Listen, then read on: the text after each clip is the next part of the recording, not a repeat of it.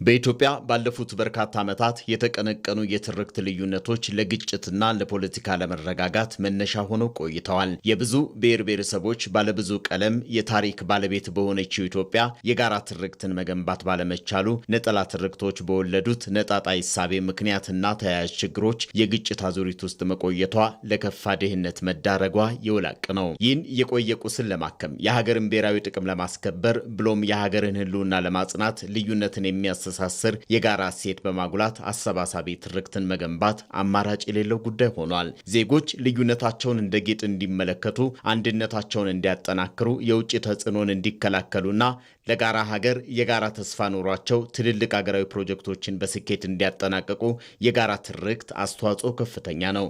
ሀገር የሚገነባው በዜጎች ነው። ዜጎች ደግሞ መግባባት አለባቸው። የጋራ አጀንዳ ሊኖራቸው ይገባል። የጋራ ሀገር አላቸው። ስለዚህ ይህን ለማድረግ ደግሞ ምንድነው በጋራ እንድንድን አንደኛ ከውሸት ትርክትና ከተዛባ የታሪክ ግንዛቤ ወጥተን ወደ እውነተኛ ሀገርና ሰውን መሀል በሚያደርግ መልኩ ብዙ የሚነገሩ ታሪኮች አሉ። ብዙ የጋራ ማንነቶች አሉ።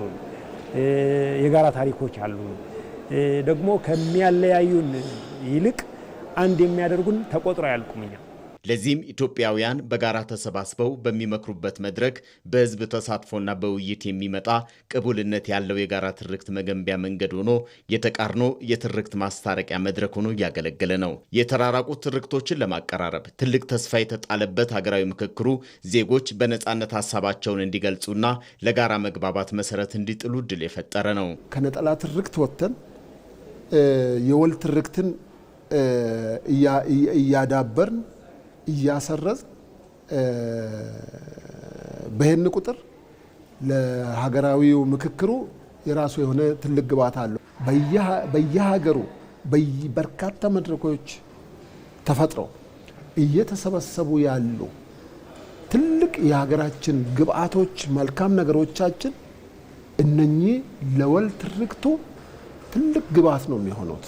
የምክክር መድረክ በታሪክ ሂደት የተፈጠሩ ቅሬታዎችን በንግግር በመፍታት ለጋራ የወደፊት ጉዞ የጋራ መግባባትን ለመፍጠር የሚያግዝ ነው። በመሆኑም አሰባሳቢ ትርክት የተለያዩ ታሪኮችን፣ ባህሎችንና እሴቶችን የሚያካትት፣ የትላንት ድሎችን የሚያከብር፣ ስህተቶችን በሚዛናዊነት የሚያርም በመሆኑ ዘላቂ ሰላምን ለማረጋገጥና የዲሞክራሲ ስርዓትን ለመገንባት የሚረዳ ነው። እያንዳንዱ ኢትዮጵያዊ ይሄ የሀገራዊ ምክክር ነገር የኔ ነው፣ የኔም ኃላፊነት ነው፣ ለኔም ጥቅም ነው ብሎ ማመን አለበት ማለት። የተስማማንበት ሁሉም ኢትዮጵያዊ በአንድ ቋንቋ የሚገልጸውን ነገር ይሰጠናል። ያ ማንነት፣ ያ ትርክት የሀገራችን መገለጫ የወል ማንነትና የወል ትርክት ሆኖ ይቀጥላል። ያለ አሰባሳቢ ትርክት የውጭ ተጽዕኖን መመከት፣ የውስጥ አንድነትን ማጠናከር፣ በዓለም አቀፍ መድረክ ተወዳዳሪ መሆን አይቻልም። ትልቅ ሀገር ለመገንባት አሁን በተያዘው መንገድ ትልቅ ስኬት ለማስመዝገብ ምን ይጠበቅብኛል የሚለው አንደኛ እቺ የራስ ብቻ ከሆነች አካባቢያዊ ከሆነች ወገናዊ ብቻ ከሆነች እይታ መውጣትና ትልቁን ስዕል ማየት ያስፈልጋል። መንገዱ ክፍት ነው።